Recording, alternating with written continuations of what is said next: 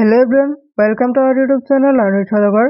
আজি আমি আলোচনা কৰিবলৈ লৈছো স্ক্ৰীনত দিয়া দৰে আৰু কিছুমান গুৰুত্বপূৰ্ণ কোৱেশ্চন আনসাৰ। এনেকুৱা কোৱেশ্চন আনসাৰ আমাৰ দৈনন্দিন পৰীক্ষাৰ বাবে অতি গুৰুত্বপূৰ্ণ।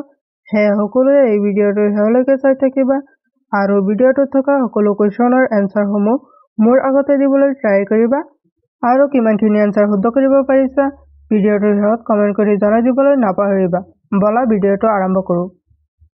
আজি আমাৰ শিকিবলগীয়া প্ৰথম প্ৰশ্নটো হৈছে in which country 5 lakh rupees note are circulated. এই প্ৰশ্নটো সুধিছে কোনখন দেশত 5 লাখ টকীয়া নোটৰ প্ৰচলন আছে। তোমালোকক চাৰিটা অপচন দিয়া হৈছে। অপচনসমূহৰ ভিতৰত শুদ্ধ উত্তৰটো কি হ'ব? অপচনসমূহৰ ভিতৰত শুদ্ধ উত্তৰটো হ'ব অপচন এ ভিয়েটনাম। ভিয়েটনাম দেশত 5 লাখ টকীয়া নোটৰ প্ৰচলন আছে। আমি আহিছো পৰৱৰ্তী প্ৰশ্নটোলৈ। Which country does not have any capital? এই প্ৰশ্নটো সুধিছে কোনখন দেশৰ কোনো ৰাজধানী নাই। তোমালোকক চাৰিটা অপচন দিয়া হৈছে। অপচনসমূহৰ ভিতৰত শুদ্ধ উত্তৰটো কি হ'ব? অপচনসমূহৰ ভিতৰত শুদ্ধ উত্তৰটো হ'ব অপচন বি নেহৰু। নেহৰু দেশৰ কোনো ৰাজধানী নাই। আমি আহিছো পৰৱৰ্তী প্ৰশ্নটোলৈ। In which US state is the Niagara Falls located? এই প্ৰশ্নটো সুধিছে নায়াগ্ৰা জলপ্ৰপাত আমেৰিকাৰ কোনখন ৰাজ্যত অৱস্থিত। তোমালোকক চাৰিটা অপচন দিয়া হৈছে। অপচনসমূহৰ ভিতৰত শুদ্ধ উত্তৰটো কি হ'ব? অপচনসমূহৰ ভিতৰত শুদ্ধ উত্তৰটো হ'ব অপচন ডি নিউয়ৰ্ক। নায়াগ্ৰা জলপ্ৰপাত আমেৰিকাৰ নিউয়ৰ্ক নামৰ ৰাজ্যত অৱস্থিত। আমি আহিছো পৰৱৰ্তী প্ৰশ্নটোলৈ। Which planet is closest to the sun? এই প্ৰশ্নটো সুধিছে কোনটো গ্ৰহ সূৰ্যৰ আটাইতকৈ ওচৰত। তোমালোকক চাৰিটা অপচন দিয়া হৈছে। অপচনসমূহৰ ভিতৰত শুদ্ধ উত্তৰটো কি হ'ব?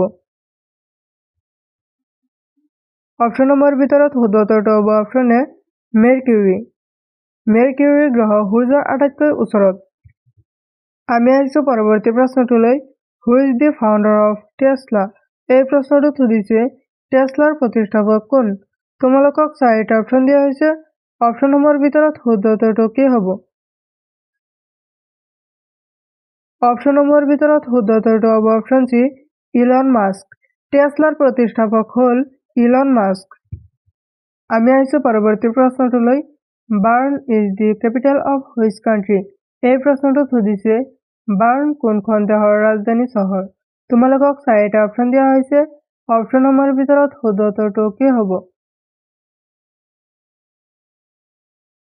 অপচনসমূহৰ ভিতৰত শুদ্ধ উত্তৰটো হ'ব অপচন বি ছুইজাৰলেণ্ড।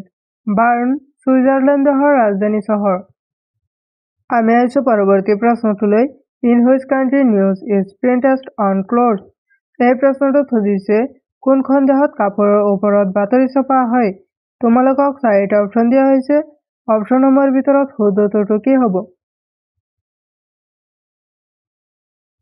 অপচনসমূহৰ ভিতৰত শুদ্ধ উত্তৰটো হ'ব অপচন চি স্পেইন। স্পেইন দেশত কাপোৰৰ ওপৰত বাতৰি ছপা হয়। আমি আহিছো পৰৱৰ্তী প্ৰশ্নটোলৈ। How many countries are there in the world? এই প্ৰশ্নটো সুধিছে পৃথিৱীত কিমানখন দেশ আছে। তোমালোকক চাৰিটা অপচন দিয়া হৈছে। অপচনসমূহৰ ভিতৰত শুদ্ধ উত্তৰটো কি হ'ব? অপচনসমূহৰ ভিতৰত শুদ্ধ উত্তৰটো হ'ব অপচন চি 195খন। পৃথিৱীত 195খন দেশ আছে।